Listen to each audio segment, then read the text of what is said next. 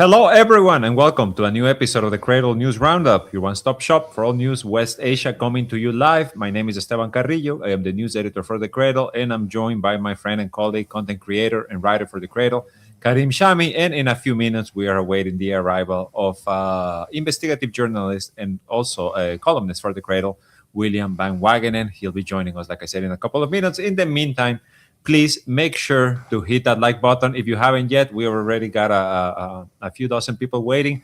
Thank you to everyone who is here. Make sure to hit that like button. Please make sure to subscribe. Check out the subscriptions here on our YouTube channel. And of course, above all, in the description below, you can find a link to our Patreon page where you can become a direct supporter of the Cradle. Please, we urge you to support independent journalism and allow us to continue the work that we do here and to bring you the news as they happen. And today, I really like us to start while we wait for William to arrive. Discussing some he of arrived. He arrived. Well, let's get him on. Let's get him on the show. Hello, William. Hey, how are you guys? Sorry I'm late. We're good. We're good. Yeah, so I was just giving the introduction to the show. This is the original team for the Cradle News Roundup is back together. But I was saying, I think today we should start looking at some of the images from Al-Quds Day or Jerusalem Day in particular in Iran. It's the last Friday of Ramadan when people around the world gather to march in the name of Palestine and in support of the Palestinian cause. And the marches in Iran, I mean, honestly, historic, I think, doesn't really begin to describe what we have seen. We have seen, first of all, masses of people on the street. These images in particular, I think, as you can see on the screen, people are essentially marching towards where the U.S.-Israeli alliance is launching attacks. At the same time, just footage, a video after video of President Masoud Pezeshkian, Foreign Minister Abbas Araghchi, National Security Head Ali Larijani, among a dozen other officials, all marching in the street alongside the people, taking selfies, people showing them love and support with no security, or at the very least, no visible security around them. In a country that for the past, I don't know how many years, honestly, at this point, you have been told that the people despise the government and that the government is about to fall, the regime is about to fall, and Donald Trump and Benjamin Netanyahu making these big proclamations about how it's time for the Iranians to take over these institutions from these quote-unquote tyrants. Well, it seems the Iranian people don't really agree with that framing. That's my take on it. What do you guys make of what we have seen today, in particular in Iran? Yeah, so today was Quds Day, and the Iranian marched in solidarity with Palestine and the Palestine cause. Of course, while bombs were being dropped on Tehran and other places in the country. And also, as you mentioned, Esteban, the president was there, and most of the politicians were there, and the ministers also. It's like a very like touching scene to see that for 47 years the Iranians are marching in solidarity with Palestine, and now also they are being bombed because they show their solidarity with Palestine and they worked for the Palestinian cause.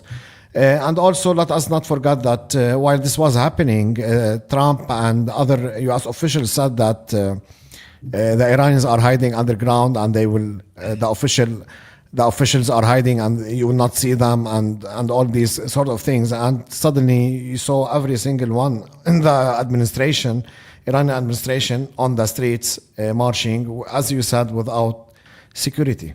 For instance. In Lebanon, this will not happen.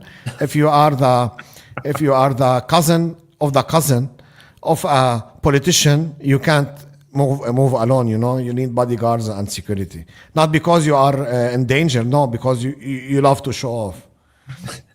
It's the Pezeshkian video in particular. It's such a moment, Esteban, I think this is the video. If you can, put it from the beginning and ما می‌خوایم با مردم در کنار مردم تا آخرین نفس و تا آخرین لحظه در مقابل اونها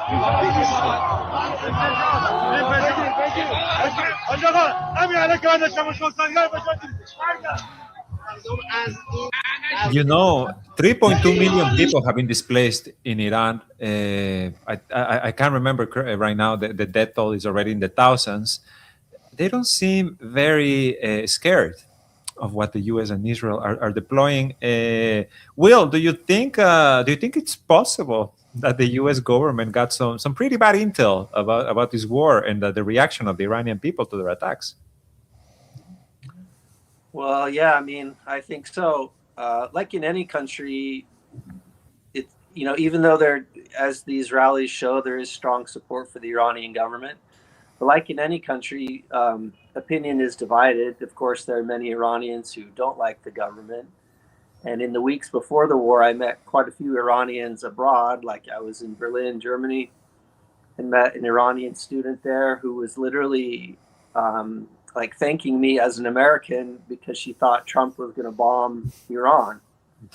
And then in Beirut, like a week later, I met several Iranians in Beirut who just hate the government and they wanted the U.S. to intervene. And, that's not the majority, but there's definitely people who think that. But it was interesting.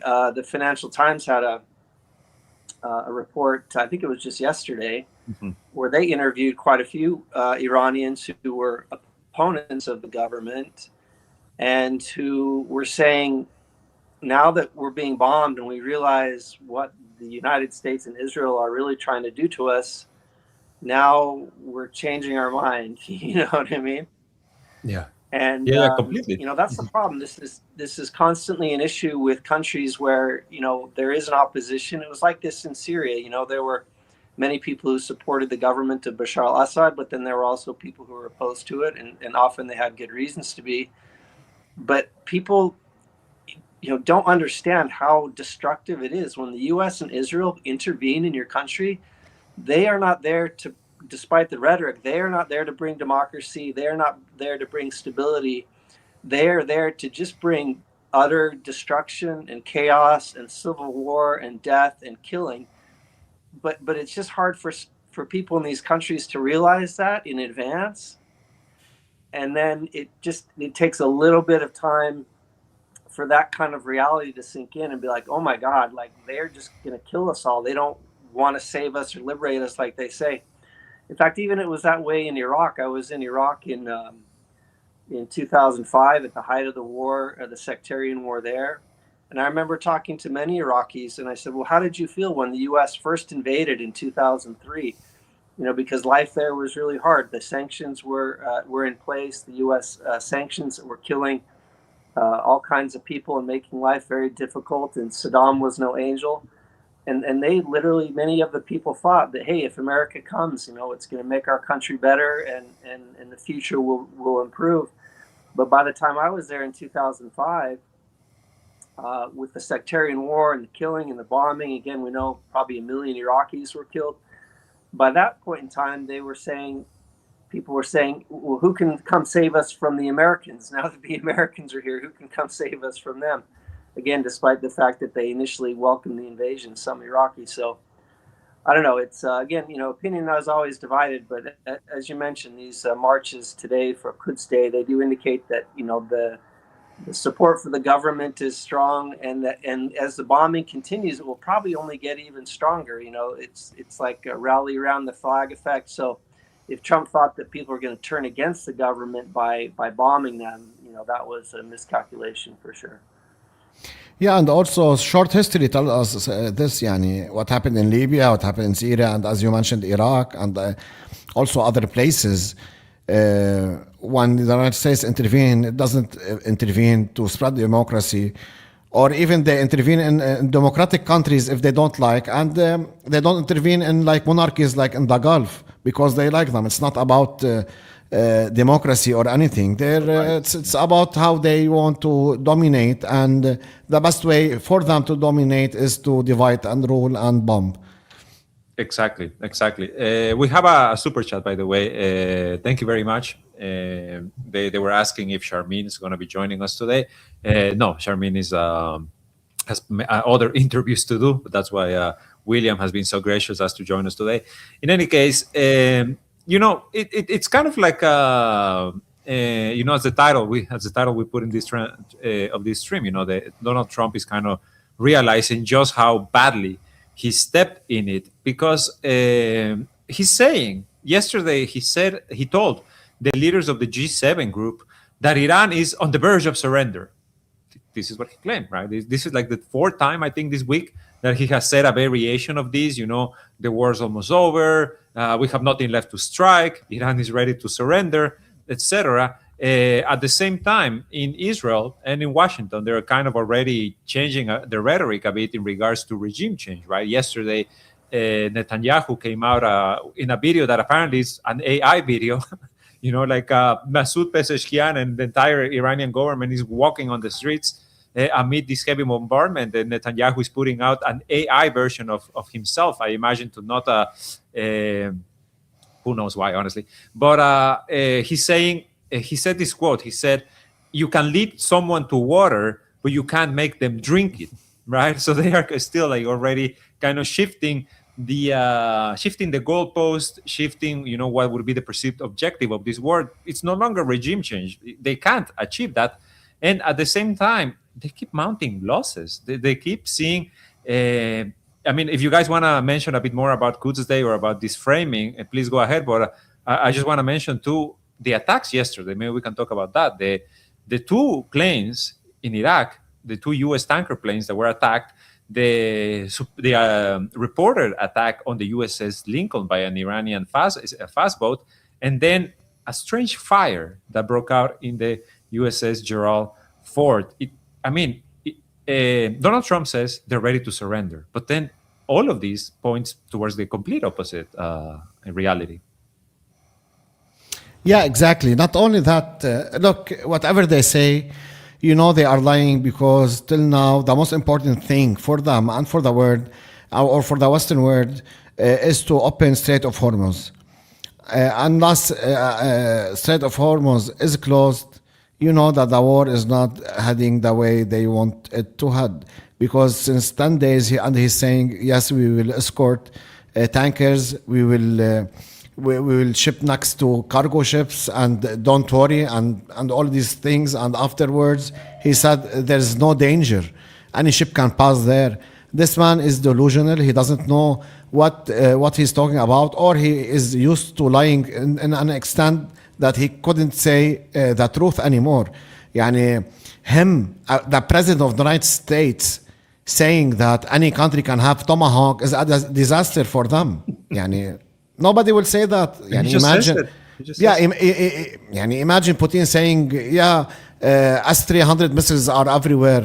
It's not us, for instance, if an airplane was down. So, this man is delusional 100%. His cabinet and the people that are surrounding him and the people that he's consulting regarding the war on Iran and our region, including Witkoff and Kushner and all of these people. These people are pure Israelis. They prefer Israel over the United States, it's clear now. Nobody can prevent this. To your point, Karim, just to mention, because today Pete Hegseth said that the Strait of Hormuz closure is of no concern. He's like, why are we even talking about it? It's of no concern. Yeah, and also I think there's something that Netanyahu said yesterday. I think William is better than me to talk about it. He said that we're working on for the Messiah to come back also in his speech. He did, my God. Yes, that's what he said. He said we will establish greater Israel, and Jesus or Messiah will come back. Do you have any comment, William? Yeah, well, again, there seems to be this religious element to the Israeli war, which is pretty scary. Tucker Carlson has been talking about this, and he's been pointing out the role of the Chabad Lubavitch, for example. which is very close to Trump, and and to Jared Kushner, his son-in-law. And Chabad Lubavitch is a Jewish organization that promotes the idea that the Messiah will return and basically allow Jews to rule the world from Jerusalem. Also, William, just to add on, he said that we will establish the kingdom. He didn't even say the state of Israel. Usually they love to say state of Israel. He said we will establish the kingdom, and Jesus or Messiah will come. Yeah, and so Netanyahu, for example, there's video that's been popping up on Twitter a lot recently where he visited the Rebbe, Menachem Schneerson, the former leader of the Chabad Lubavitch. He's been dead for a few decades, but where there's this video exchange between Netanyahu and the Rebbe where the Rebbe asks Netanyahu, what are you doing to accelerate the coming of the Messiah? And Netanyahu basically says, like, hey, I'm working on it. So it's a bit scary that there are people in Israel and, of course, as you mentioned, controlling President Trump at the head of the United States government who believe in this kind of an idea that they want a big war that would, allow the return of the Messiah and allow the Jews to rule the world from Jerusalem. And, David Ben-Gurion used to make comments like that, but that was back in like the 1950s. And of course, it seemed totally crazy. A small country a fledgling country like Israel, they could do that. But now, with nuclear weapons, with so much Israeli control over artificial intelligence, so much Israeli control over social media, technology like Palantir, I don't know. It's just very scary that there are people who think like that, that are, in control of the type of weaponry and power that the United States has. And that may be a reason why, even if the war is going very badly against the U.S. And Israel, they may just take drastic measures like using nuclear weapons. People are talking about that a lot, especially after Trump made the comment that he would be demanding unconditional surrender from the Iranians. That's language that most Americans will remind them of, the dropping the atomic bomb on Hiroshima during World War II, when the U.S. demanded unconditional surrender of the Japanese. So, again, if Iran is winning the war, as it kind of seems that they are now, it still doesn't mean that Trump and Netanyahu and all the crazy people surrounding them, Pete Hegseth, that they won't do something just totally insane, again, having the nuclear weapons at their disposal. So it's, but I think what many people agree on is that, it's like, well, does Israel really gain from using a nuclear weapon, right? It would feel like it would end up being a massive defeat for them, because all of a sudden they would become the enemy, not just of Iran, not of the Axis of Resistance, not of Palestine, of the entire world. Because, it's a completely different context that it was when the U.S. dropped those bombs. On Japan, I mean, I don't put it past them. That's not what I'm saying. I'm just saying I don't know if that would be the correct calculation. But yeah, you're completely correct too, William, in saying this is a scary time, and especially, army commanders telling people Trump was chosen by Jesus and this war he's gonna light the fire in Iran. I mean, using all of this rhetoric, and now we hear that at the same time as Donald Trump is saying that Iran is about to surrender, he's also about to deploy an expeditionary unit of the Marines, about 2,500 Marines, to West Asia. Are these the boots on the ground? I mean, and William, I want your opinion on this. Is Donald Trump about to send boots on the ground, and what's going to be the cost of that? Well, again, this might be a sign of just another desperate move on Trump's part, is if he does try to put U.S. soldiers on the ground. I mean, Iran is a huge country with a huge population, so you would need hundreds of thousands of troops to successfully invade, which the U.S. just doesn't have. But if Trump is losing, again, he may just continue to take kind of double down and take additional measures. But again, the war in even after just 2 weeks. And how many Americans have been killed? Maybe like 12 or something at this point. That have been announced by CENTCOM, because there's others who have died, but apparently, just out of fate, they simply passed away. It could be even more, but even with just maybe the 12 that have been announced, the war is already, pretty unpopular.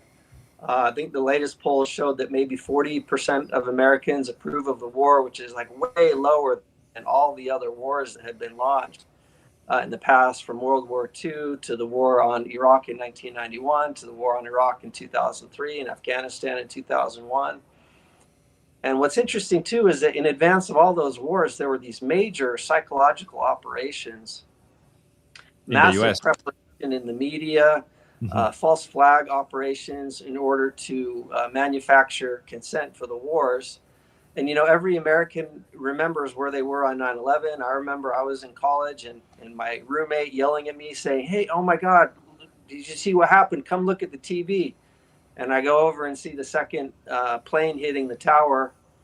So those things were ingrained in people's memories. And so when then Bush wanted to invade Afghanistan and Iraq, the foundation had been set, the propaganda had been set in people's minds. But this time around, it's like they did nothing. Trump is talking about things that Iran supposedly did like literally 50 years ago. He's talking about like the Marine barracks bombing in 1983. Yes, and that's all they have. They just cannot point to anything that's even happened in like the last 50 years to try to justify the war. And so the popular opinion is just not there.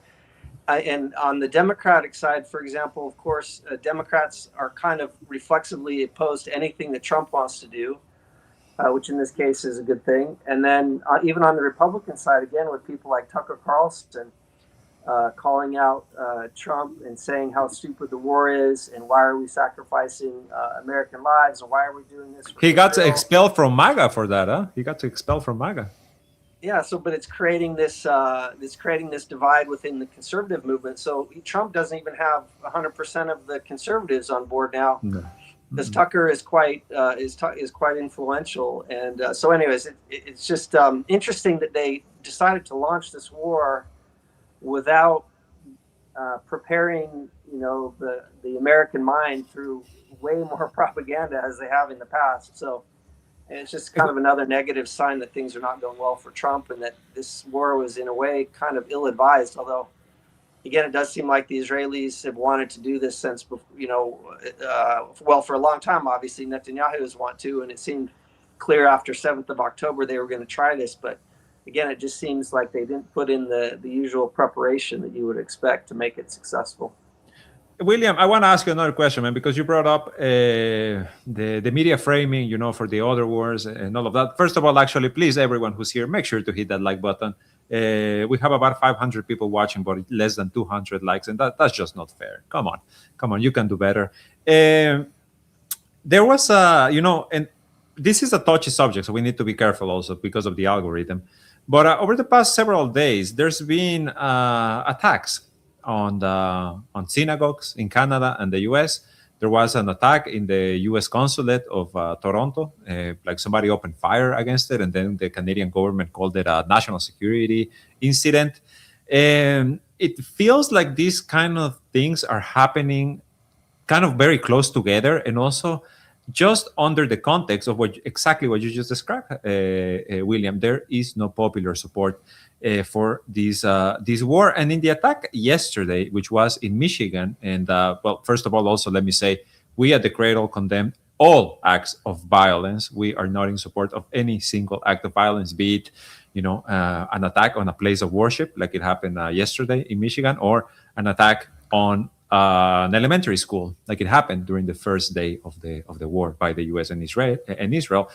But one of the first commenters who came out about this attack in the synagogue was the deputy director or something like that. I forget his title exactly, of Saka, this Israeli organization that you, William, wrote a very comprehensive breakdown of who they are and what they have done, and in particular, post the Gaza genocide. So, what kind of questions does this raise, Will? The fact that now we are seeing all of these quote unquote terror attacks against these very particular targets.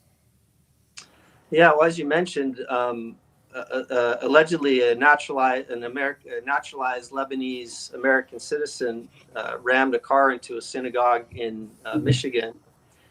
And then in the Israeli media, a representative of Zaka, the supposed religious rescue organization that would retrieve bodies of Jewish people after they're killed, to Israeli media, tried to make the claim that there had actually been a car bomb, that a car bomb had exploded at the synagogue and put all these children and things in danger. So that was just totally made up. But as you mentioned, this same organization, Zaka, they were key in spreading the lie about the 40 beheaded babies that Hamas allegedly killed on 7th of October. And Zaka has close links with Israeli intelligence and the military, and they were really key in spreading the propaganda, spreading stories of fake Hamas atrocities after 7th of October. So it is interesting that they're kind of getting in on the act here to try to amplify and exaggerate and make false claims about these attacks within the United States. But I mean, it's really obvious that most anti-Semitic attacks are actually carried out by Jewish organizations themselves. It happens in Australia all the time, happens in the US all the time. There'll be graffiti where someone writes an anti-Semitic slogan on the wall, and it turns out that it was someone from a Jewish organization that actually was the one that wrote the graffiti. So, there's the Anti-Defamation League in the United States, which supposedly tries to fight anti-Semitism, but they are well known as a front of Israeli intelligence, and were involved even back in the 80s in the killing of a Palestinian American activist.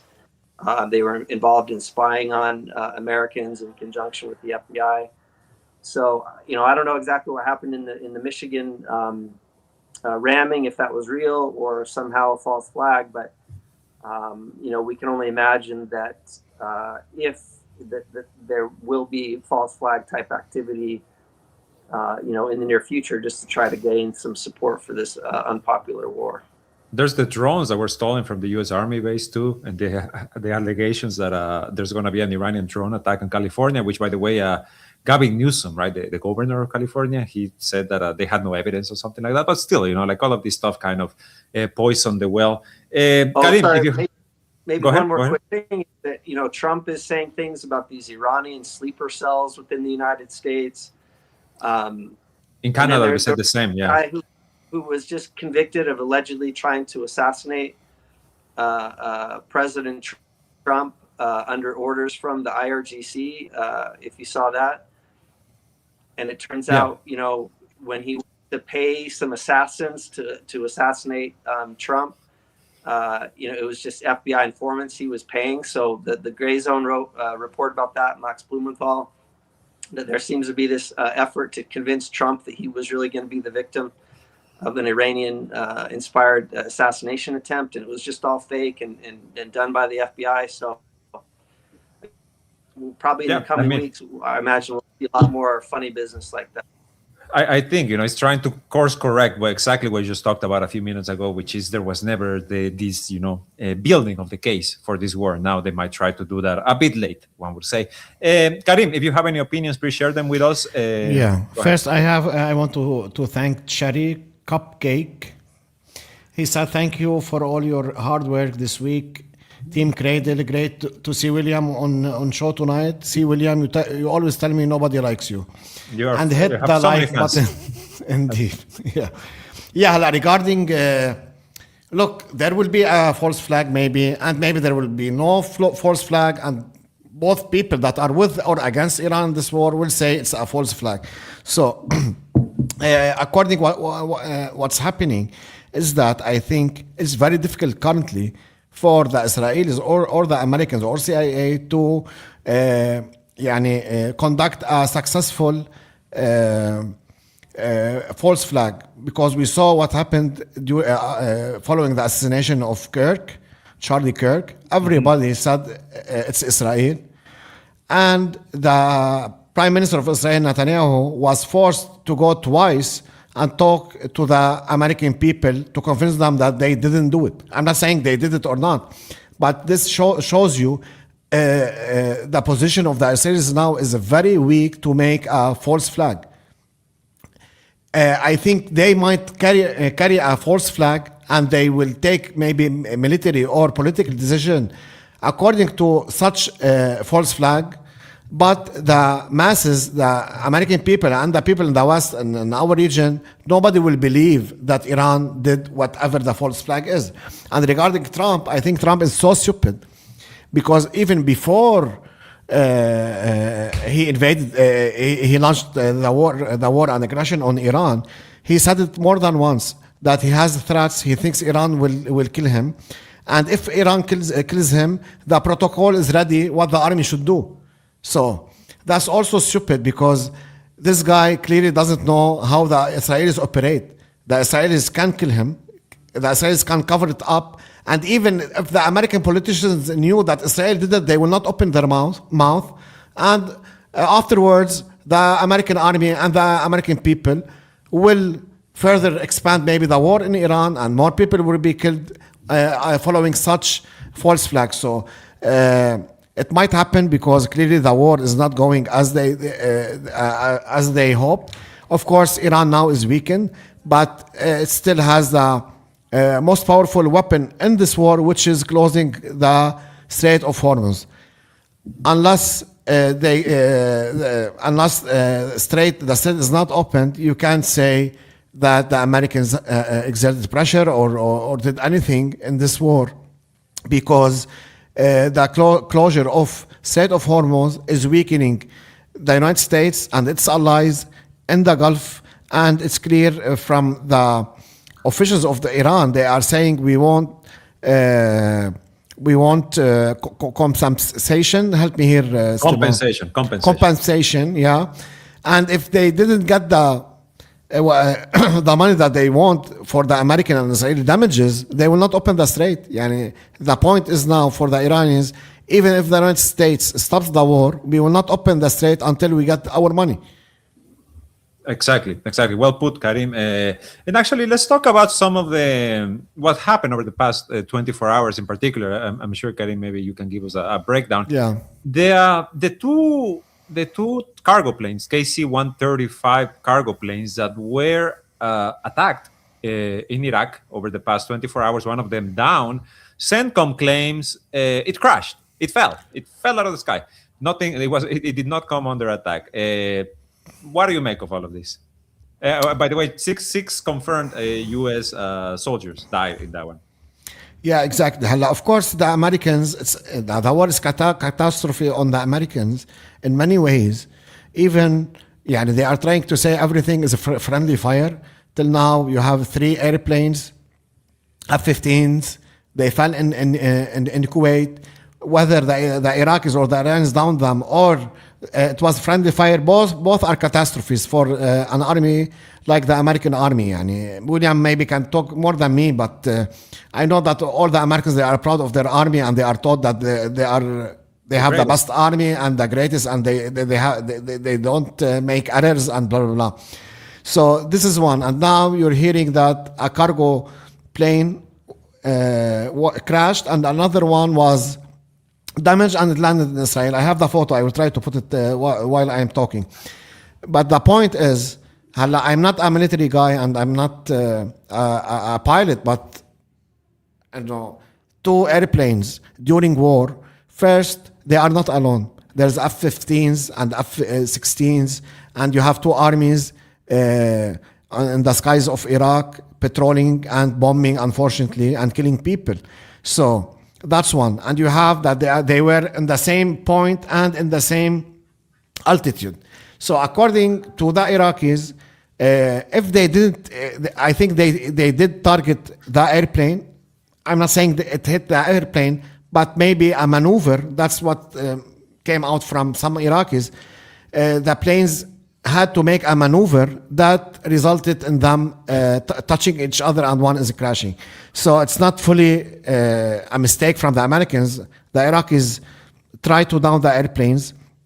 Whether they succeeded in targeting it directly or no, the result was the crash of the airplane. And the CENTCOM, of course, they will not say that Iraqis that they fought since 2003 and declared victory upon them for over years. And I think Bush, Obama, and Trump declared victory once when they took Saddam, once when they destroyed the whole country, once when they did the stupid constitution, which is not working in Iraq, and once they defeated ISIS that they created.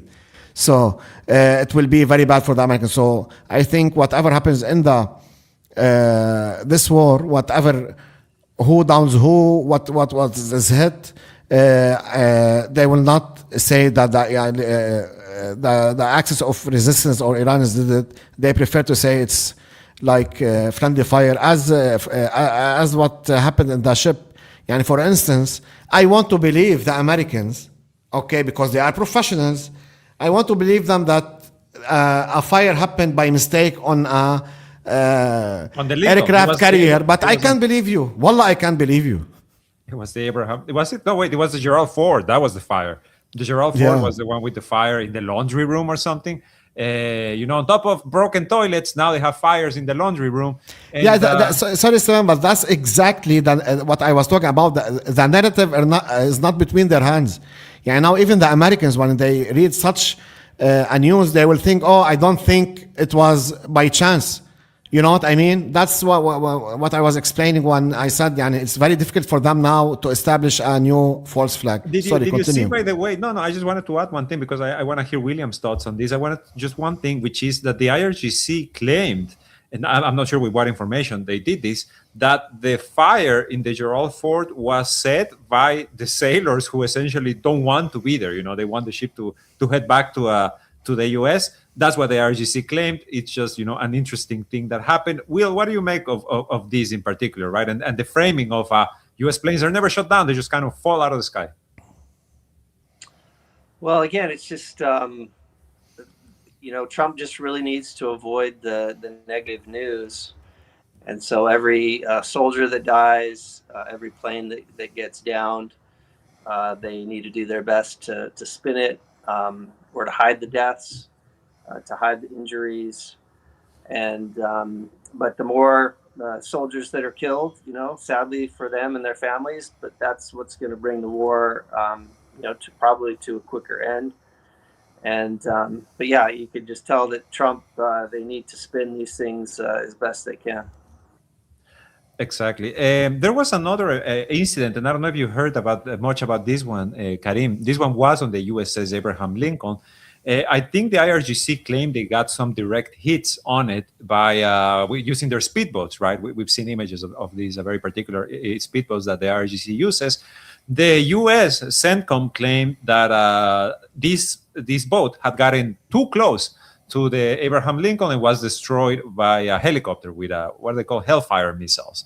Have you heard anything about this, Karim? Anything that you can add to? Yeah, no, I read as you said the statement because there is no other official or counter statement that came out after this incident.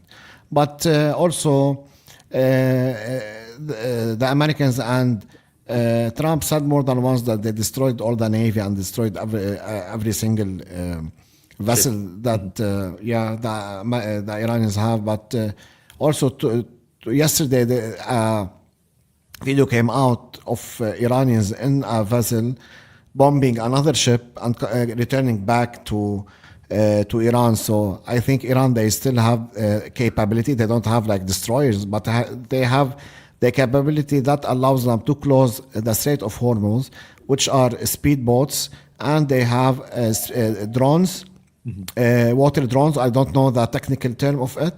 That can like target ships, and also they have like something called is sleeper in Arabic. I'm translating it now. It's called like a sleeper underwater drone, which means it's like a small submarine shaped like a missile that can stay under the water, and at will, not William, at will it can go up and target other ships. And it's demonstrated. This was revealed by the Iranians in 2019. And I think these weapons, if they have enough of them, they will be able to close the Strait of Hormuz until their demands are met, or until they reduce their demands to end the war. I mean, and the oil prices went up again. I think they reached. It will continue, yeah. Yeah, the price of the pump in the U.S. is also going up. You know that people in the U.S. Maybe you can confirm this for us, Will. Like they only start caring about these wars once the prices go up, and of course, what you said, right? Like people start coming back, soldiers start coming back in coffins, right? So. That could be a reason for all these kind of ridiculous statements that Trump makes, and about the Strait of Hormuz, for example, is they use those comments to try to manipulate the markets, to lower the price of oil kind of artificially. The energy secretary, for example, tweeted maybe 2 days ago, they tweeted that a U.S. naval ship had successfully escorted an oil tank through the Strait of Hormuz, and then deleted the tweet like a half an hour later.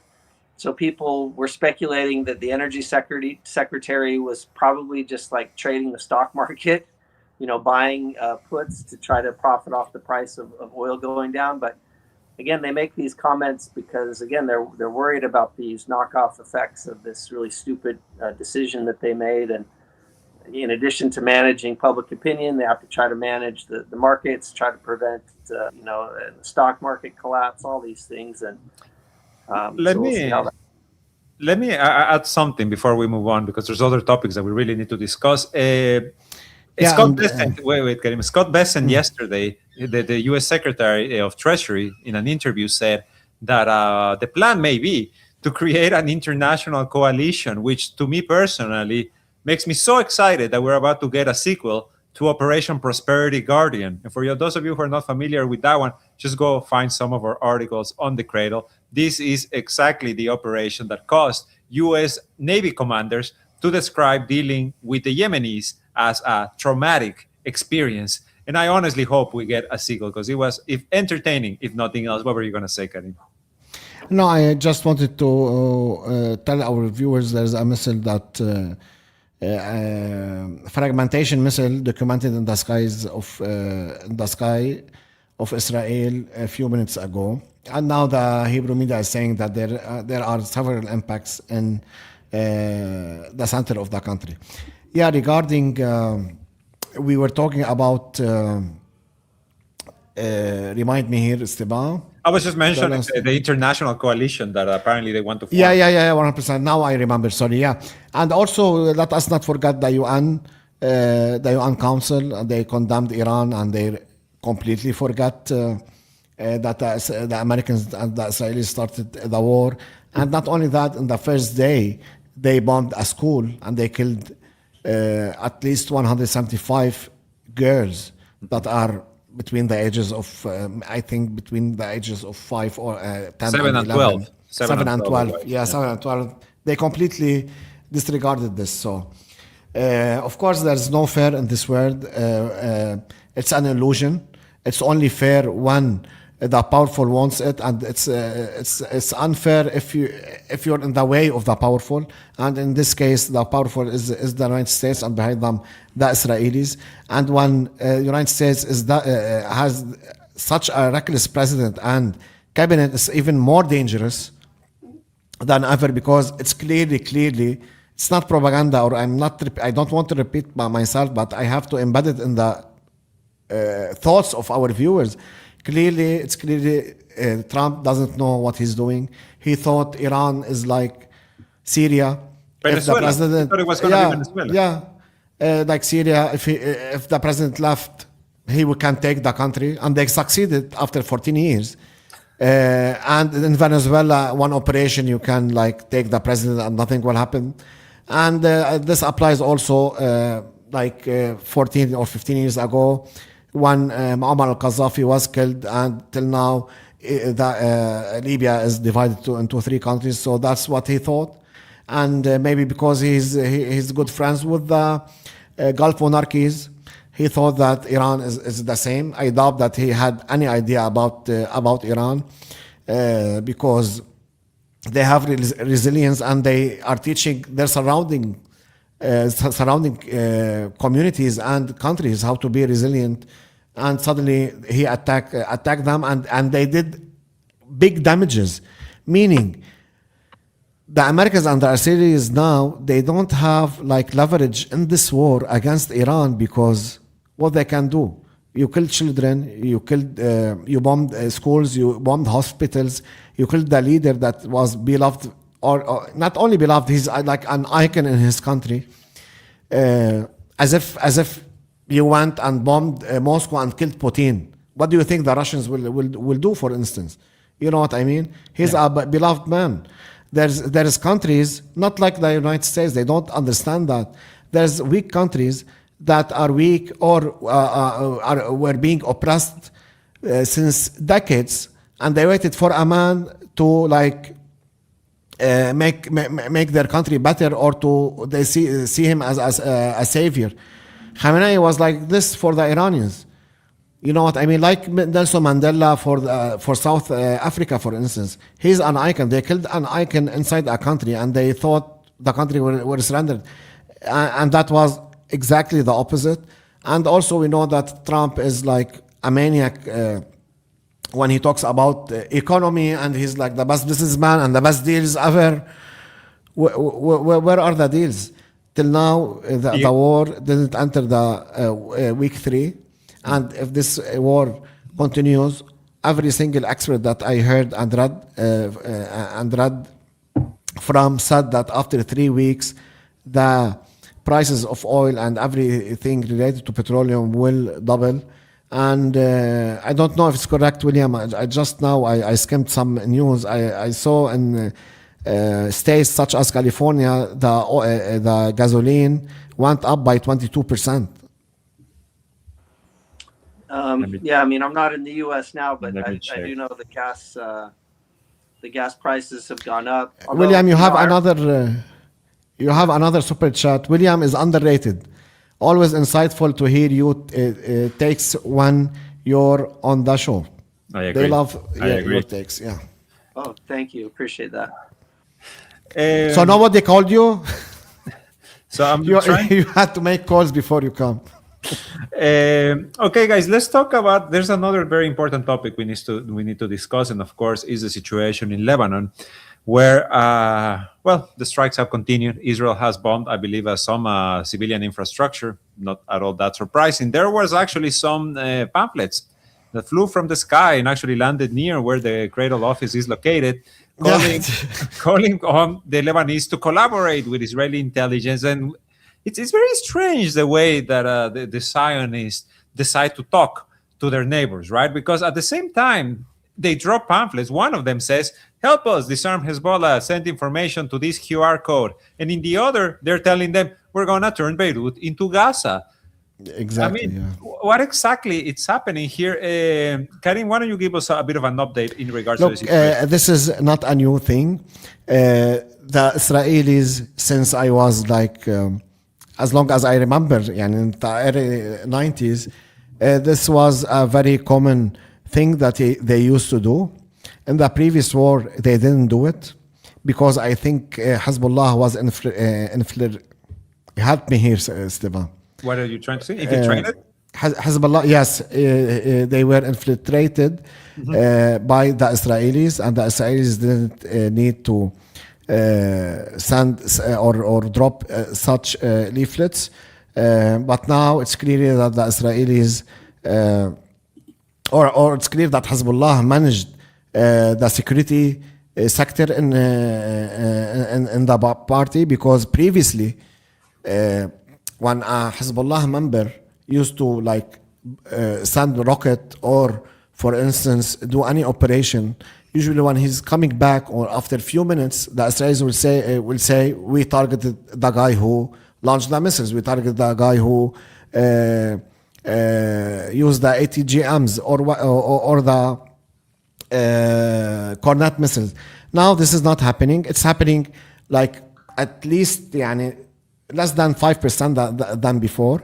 And I think they did this because they really want to know more about Hezbollah. And unfortunately, as in Ecuador and other places, Esteban, you know also, as also the Iranians that William met in Germany and in other places, there is a percentage of the people in this region that are willing to do anything, even for free, for the Israelis and for the Americans, because they see them superiors.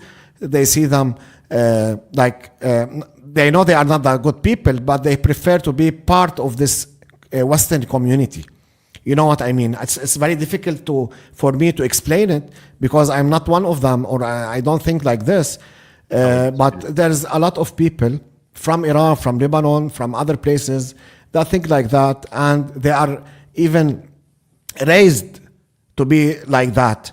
Because we know this region is very complicated. It's rich in history and rich in many things, but also we have to acknowledge that the whole region was occupied by the Ottoman Empire for around, it depends on the country, from 480 to 520 years. And Lebanon is one of these countries.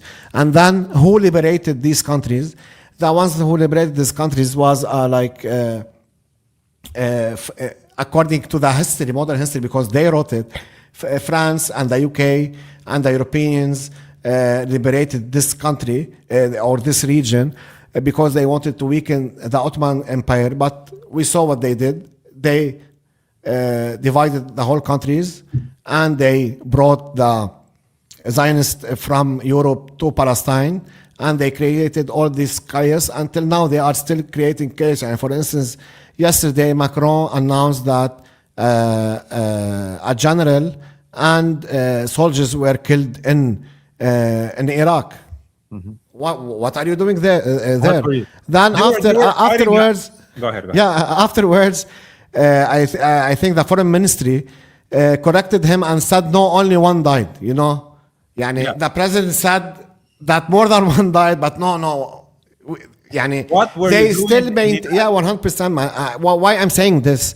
Because that's how they treated this region, and that's how the people that made the Americans and the Israelis comfortable in this region, because they see them as superiors. A French person can die, an Arabian can't kill an American. Only American can come and kill hundreds of Arabs in their land because they thought that Saddam Hussein is friends with the Afghanis, and they don't know the geography and the history. And Iraq and Afghanistan do not mix. From the early days, they don't mix. So that's the reality. This is the harsh reality, and I think currently it's on the way to be changed, because this war, I don't think this war. What happened? The daily life of every Arab before this war will not be like after this war. Completely. I think we lost William. I'm trying to see what happened. He may have lost power or internet. We're gonna try. Oh, there he is. He's back. I was gonna say something about what you were saying, Karim, and it was I completely lost my train of thought. Please, people, make sure to hit that like button. In Lebanon also, there was something else that happened over the past 24 hours. Yes, I remember now. We have an exclusive at the Cradle. And actually what you said, Karim, I agree completely. We always, in every place, we have these people ready to sell out. We have an exclusive at the Cradle that I urge everyone to go check it out. And this is something also I would like to hear William's thoughts on. Let me just go over it very quickly. The title of it says, Ukrainian Embassy in Beirut sheltering top Mossad agent. And this is based on the information acquired by highly respected journalist and Cradle contributor, actually a friend to all of us here on the podcast, Radwan Murtada, who has revealed that a Palestinian Syrian with Ukrainian citizenship, his name Khaled Al-Aida, is currently being sheltered by the Ukrainian embassy in Beirut, despite being implicated in several bombings and assassinations across Lebanon in 2024 and 2025. He apparently was on the ground during the assassination of former Hezbollah Secretary General Hassan Nasrallah, and was eventually caught with an explosive device hidden in a motorcycle intended for later use in southern Beirut. Mortada says that Aida managed to escape after the Israeli bombing of the building where he was being held in Beirut's southern suburbs, and this provided him the opportunity to flee as well as to eventually seek refuge in the Ukrainian embassy. I don't know, guys. What do you think about this information? The Ukrainians sheltering a Mossad agent implicated in several terrorist attacks in Lebanon. Yeah, for me it's very normal. People will say, "No, I know my country. It's very normal. It's not the first time it happens. Last time there was a Mossad agent in the files, yani in the judiciary files. He was convicted, and it was written that his or the information that he provided was 100%. 100% led to of Lebanese dying, and he was out of the jail and he was interviewed on TV. So this is my country now, or this is the land that I live in now, unfortunately. And also when Hezbollah was very powerful and Said Hassan was alive, and before even 7 October, we had a Lebanese Israeli spy who fought with the Israelis in the civil war, and he was part of the Khiam prison that we talked about 2 days ago, where the Israelis used to get people, people from Lebanon, from the south specifically, people that are, for instance, if your brother was with Hezbollah or with any faction that's against Israel, because in the civil war, Hezbollah was not the only prominent power. There were many parties against the Israelis. So this guy his job is to punish you because you're against Israel. And after like 25 years, he came back to Lebanon. The Amn al-Am, the security forces in Lebanon, they took him and put him in jail. And what happened next? Do you remember, Esteban, or you don't know about this? No, I don't remember. You have to remind me. I think William went dark too. Are you still there, Will? Yeah. I'm still there. He's there. Yeah. Casper William.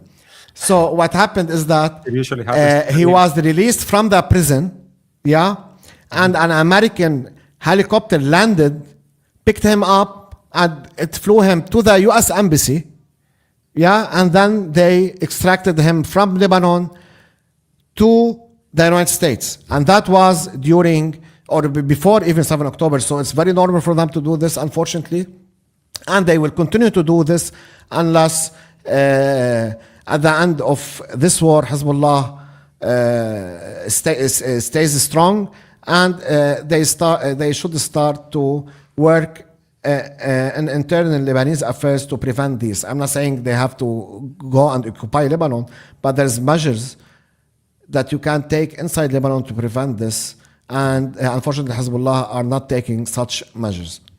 Not only Hezbollah, this makes everybody hurt in Lebanon. But but what's happening in Lebanon? The media, the same as in the United States, this 2% controls the media and the banks, and they are the same people. In Lebanon, you see, for instance, a person who has a party, who has like 15 deputies in the parliament. The same guy has a TV station. The same guy has a radio station. And the same guy has like a big portion in our port. So that's how Lebanon is controlled, unfortunately, after the civil war, and that's how the Americans and the French build up their influence in Lebanon through these guys. I think, Will, what do you make of this story of the Ukrainian embassy, and also, Ukrainian involvement in general over the past several years in the region? Well, there has been, like in Syria, there were some like weird connections between the Ukrainians, the Ukraine war and the Syrian war, like reports of like Islamic extremist fighters from Syria traveling to Ukraine to fight, and then vice versa. So I don't know, with all these intelligence agencies, the U.S. and Israel seem to kind of sit at the top, but they all, managed to kind of work together quite well and subcontract out projects to different groups. French and British intelligence are constantly doing favors and things for the Israelis and for the Americans. And, again, sometimes we talk about wars, especially from a geopolitical magazine like The Cradle, we talk about this country does this and that country does that. But in a way, all these intelligence agencies are essentially kind of like a big global mafia. And so they all kind of participate, and it's kind of hard to understand sometimes where the actions of one country ends and the actions of another country begins. True. Again, with the CIA and the Mossad kind of at the top of the pyramid there, but that could be why, again, it could have been a U.S. or an Israeli agent, but he happens to be Ukrainian, and they're kind of subcontracting out work to him. This is so interesting what Karim is putting on screen right now. Fully agree with what you just said, William. It's obvious that there's this conflagration of interest. Apparently, the theft of the drone was an inside job at Fort Campbell. Look at that. Who could have imagined that these 4 drones that were stolen from the U.S. Army was actually an inside job? Go up to The Cradle. Follow us, please, on our social media to make sure to get all of these very, very important updates as they come. There's another thing that I do also want to mention, of course, about Lebanon, and is that as of right now, about 14% of the Lebanese territory is under Israeli evacuation warnings. Yesterday, they were talking about nearly 800,000 people displaced. Today, I imagine more than likely, the figure, of course, is going to continue to go up. The death toll, Karim, do you know what the death toll is currently? Last time it was 767. Jesus, yeah, 773, they say right now, and almost 2,000 injured. And, someone in the comments made actually, by the way, thank you to everyone who's here. Please just make sure to hit that like button. It really is important. Somebody was saying, all of these pamphlets that were falling from the sky, they're just being used now to wrap shawarmas, because the Israelis and the US have completely miscalculated, completely miscalculated essentially everything, right? From Iran to Hezbollah to the Iraqi resistance that has been incredibly active over the past several days. 100%. And, still not even counting Yemen in. It's still like the ace up the sleeve. It's just like they're waiting. They have no rush to be joining this war, and Donald Trump really has no way out. Is there anything else?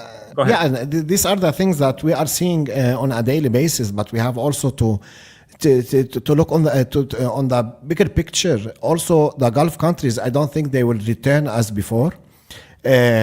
Many factions in the Arab world and parties, they used to take money from these countries, and these countries used to establish whatever the Israelis and the Americans want. I don't think this will happen again.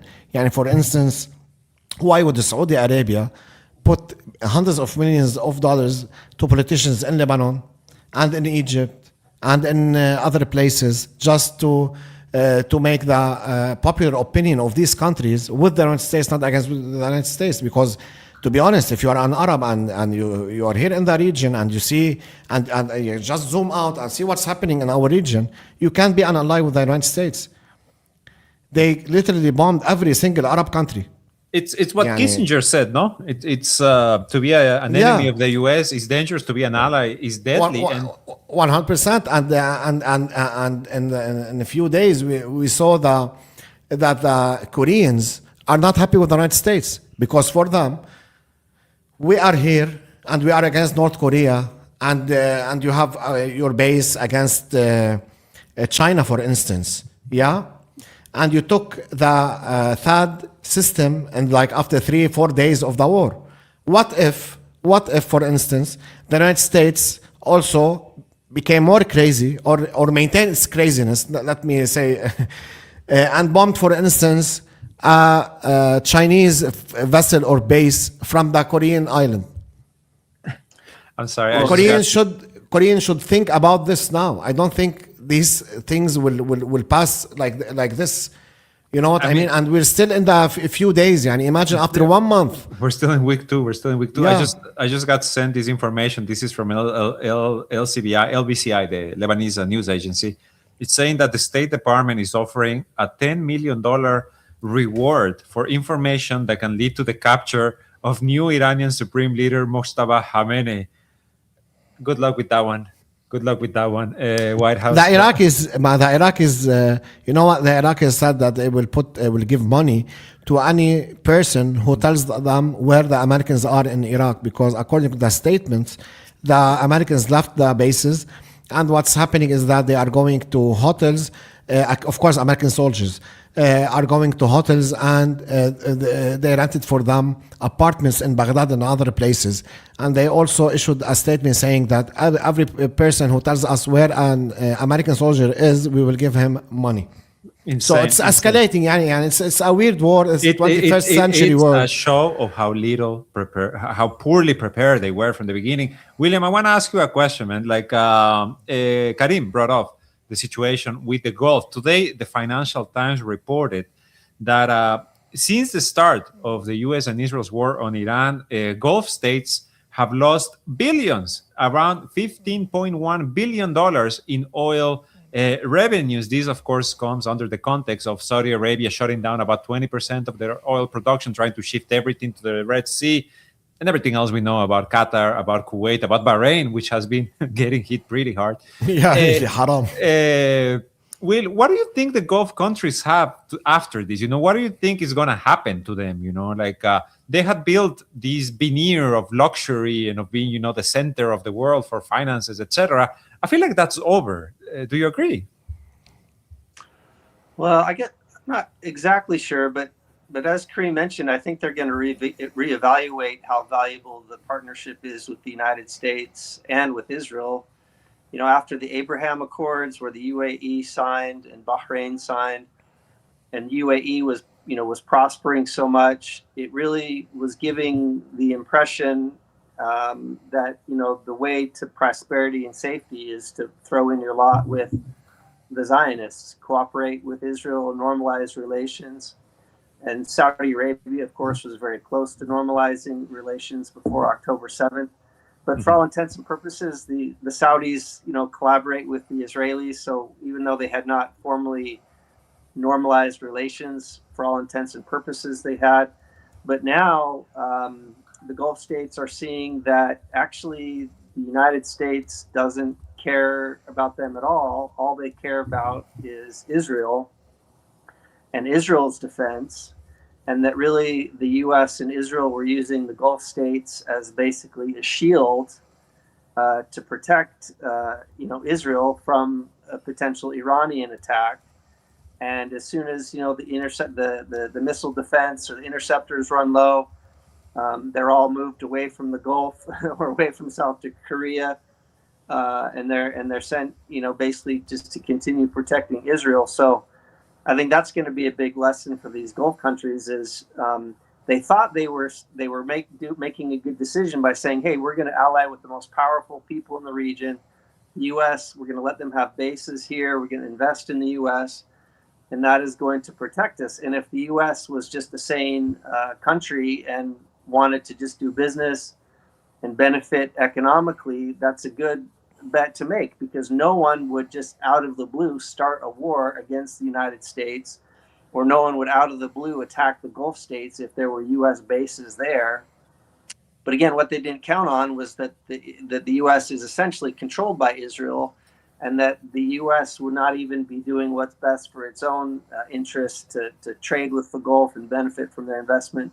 Instead, they're only doing what the Israelis want, which again, Israel now is governed by these religious fanatics. The seculars are bad enough. They're totally supportive of genocide in Palestine, for example, and all these wars. It's not like the seculars in Israel are good. I'm not saying that.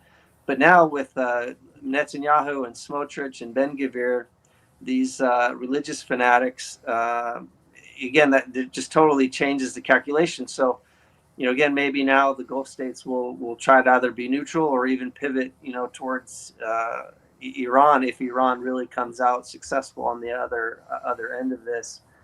even like Bahrain, it's, they have a huge Shia population. Saudi Arabia has a big Shia population. So if Iran really comes out stronger, who knows? Maybe even like Bahrain, there could be the government could collapse, and you could see maybe even a pro-Iranian government result there. We'll see. I think Bahrain has actually been importing Jordanian security forces to quell those protests. Because Jordanian security are particularly violent in the repression techniques, and now Bahrain is essentially bringing them in to help with this uprising. There's one last thing I want to mention, and it is, we often criticize Europe with very good reason. But yesterday, 2 European countries decided to join the International Criminal Court, the International Court of Justice case of genocide against Israel. It was Iceland and the Netherlands. This now brings the number up to 18 nations that have joined South Africa's case against Israel for the genocide it continues to commit inside of the Gaza Strip. And of course, the United States filed a declaration of intervention yesterday as well in defense of Israel, rejecting the claims that it is committing genocide in Gaza. And boy, did the US bring the big guns, guys, because separate interventions were filed by Namibia, Hungary, and Fiji. So good on Iceland, good on Netherlands, good on everyone who has joined this. This is, of course, very important. I think we're actually reaching the time in which the ICJ needs to give a ruling, right? Like we are starting to enter that window. So yeah, I just wanted to mention that. I don't know if you guys have any thoughts or any more comments before we close. Last comment is what William said is very important, and also I want to explain something how the Arabs are thinking now. Even the people, even the in countries that are with the Americans and with the Israelis. The point is that, as he mentioned, for instance, they thought that there's a base here. We are with the Americans. I don't care. My family will rule, and I will make a good economy. I will pay for media to praise me. That was the plan, and it worked for decades. But the problem is now that the Arabs see what is really happening. It's not only that the Americans didn't defend them. They are seeing that the Israelis, they want to be the ultimate power of the region. And that means to weaken all the other countries, including, Israel. And they even attacked, at least verbally, Turkey. They said more than once, Turkey is next. And they are not afraid of Turkey. For instance, Turkey is a very powerful country, and the people is somehow like the Iranians. They are very proud that they are Turkish. And they didn't care. And Turkey is part of NATO. And they publicly, politicians are saying, we are against Sunni and Shia now. They used to say Shia only. Now they are against radical Shia and radical Sunnis that is spearheaded by Turkey. And we know how much in the media, the Israeli media attacked Qatar previously, although Qatar did whatever the Israelis and the Americans want. So that's their mentality. So now if you want to talk geopolitics regarding these countries, it's illogical for me to get back Americans to protect me, because now I want to be protected by the Israelis. The Americans will not protect me against the Israelis. It's better for me to find another alliance. I'm not saying going to Iran. They are weak countries. At least they have to make their own alliance. If this is unfeasible for them, or it will take decades, because they are very lazy. I'm not like harming their feelings. They know that they are very lazy, and they say it. They want. There's Russia. There's maybe Pakistan. I don't know. Maybe Turkey. I think alliances will change in this region, because the Israelis' actions and statements will make the friend or the ally afraid before the enemy, because the enemy knows it's your enemy. But now what they are saying, they want to weaken Turkey, and now he's talking about Greater Israel, and the U.S. ambassador said, let them take it all. By that, he's threatening to take parts of Saudi Arabia, of Jordan, of Syria, of Iraq, and of Egypt. And if we put this aside, we know they want to weaken Saudi Arabia. Saudi Arabia, since like 10 years, they are begging the Americans to make nuclear in their land, and the Israelis are saying no, and they know that. And you have, of course, Ansar Allah, who suffered a lot because they are in the right side, right? in the history. So they don't want France. They don't want any country that is somehow powerful in the region. And this also is dangerous. Why? Because now the Americans are not that powerful in the region. So if you zoom out, if this war ends and there is no American bases, you will see the only nuclear powerful country in the region is Israel. So, but currently the Iranians are working against this, and Hezbollah is working against this, and part of the Iraqis are working against this, and hopefully the Arabs will open their eyes and the Turkish will open their eyes, and there will be alliance against this entity. Exactly. Yeah, if I can say something quick about Turkey, because like you said, Israel or Israeli officials have been making these threats against Turkey.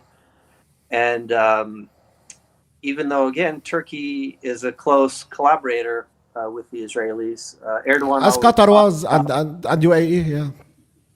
And so, again, it's exactly what you're saying, that even if you ally with Israel, like Turkey has, again, Turkey could have ended the genocide in Gaza within days by simply cutting off the oil that flows from Azerbaijan through Turkey to the Ceyhan port and then is put on ships to go to Israel.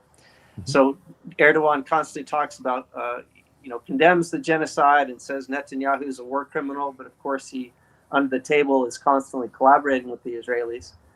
So even though the Turks are working with the Israelis, that still does not give any guarantee that the Israelis might decide, hey, we're going to go ahead and carve up Turkey and try to take over territory, collapse the government. And if that happens, it will be because Erdogan continues to collaborate with the Israelis. Sometimes the Israelis and the Americans go to war against countries where they already even control that country's leader. And that even happened, for example, in the so-called Arab Spring against Egypt and Tunisia. Many people couldn't believe that the U.S. and Israel were behind the Arab Spring protests in Egypt, because Mubarak had been an Israeli and U.S. ally for so many decades.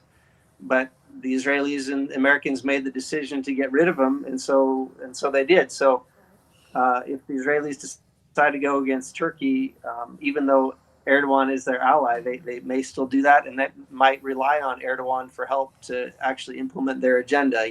Turkey would have an enemy from within, kind of helping with the demolition of the country.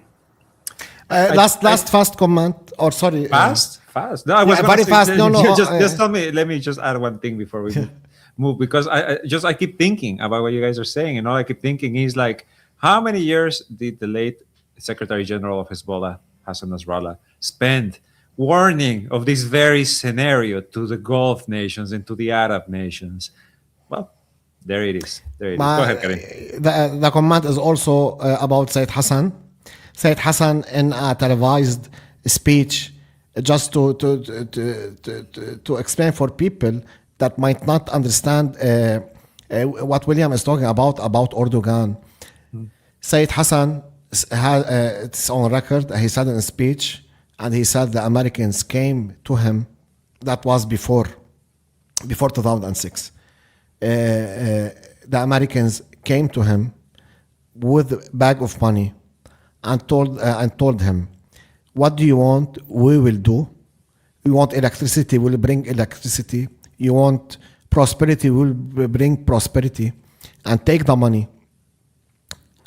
And he told them, what do you want me to do? The answer was, they told him, you can curse Israel every day. You can even speak that you want to speak about jihad against Israel every day. You can recruit people that are against Israel every day, but you are not allowed to have missiles. So that's what William is saying, that when you see such a leader saying things, you think, he's saying that or whatever. No, there's under the table, there's a deal. Yeah, there's a deal.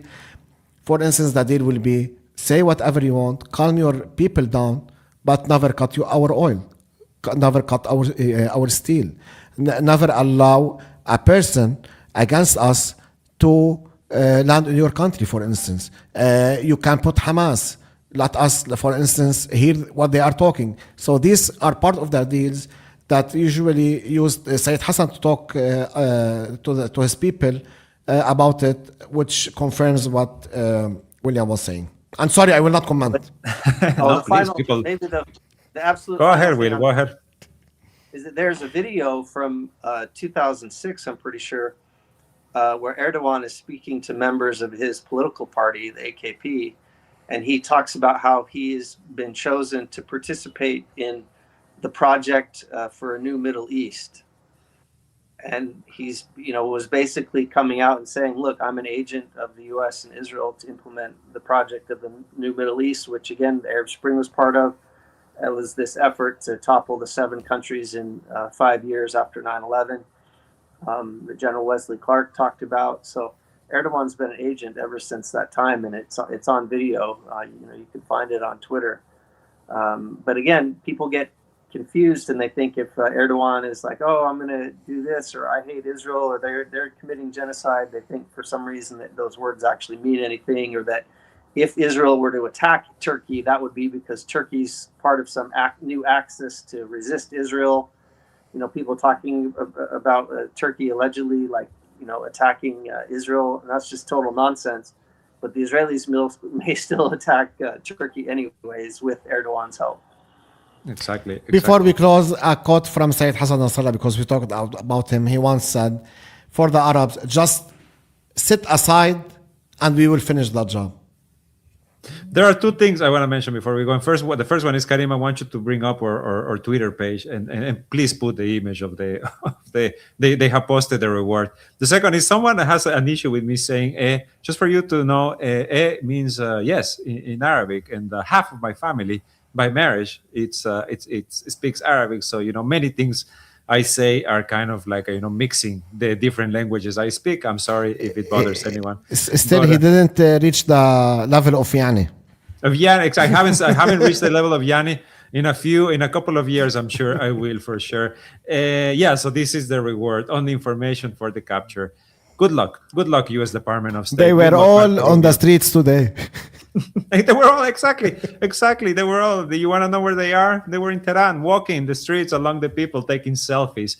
In any case, thank you everyone who joined us today. Please just make sure to hit that like button. It really is important. After this stream is over, also make sure to leave a comment underneath the video that also tells the YouTube algorithm, hey, this video is interesting. It should be shown to more people. Subscribe to our channel, of course, if you haven't yet. And in the description below, under the video, you can also find a link that will take you directly to our Patreon page, where you can become a direct supporter of The Cradle for as little as $5 a month. And of course, special thanks to everyone who has become a Patreon. We are lucky enough that every day we add a few more Patreons. Thank you so much, honestly, from the bottom of our heart, for the entire team at The Cradle. We are incredibly grateful. And of course, to everyone who joined here as well. Please, if it's possible to you, become a patron. And if not, just make sure to hit that like button. And we'll see you, I think, tomorrow, right? Right. Bye-bye, William. We'll see you. Bye-bye. Bye. See you. Bye-bye. The Cradle exists because the world does not need another mouthpiece. It needs a mirror and sometimes a megaphone. We report from West Asia, from inside the region, not from Washington, Tel Aviv, or London. We're fiercely independent, no government directives, no corporate backing, no editorial leash. We publish the story that legacy media buries, and we do it at great risk. Our reporting unsettles the powerful, exposes contradictions, and gives voice to the silenced. But independence is not free. If you believe West Asia deserves to shape its own narratives, now is the time to act. Click the button, contribute, keep the Cradle independent, and let us do the legwork for you.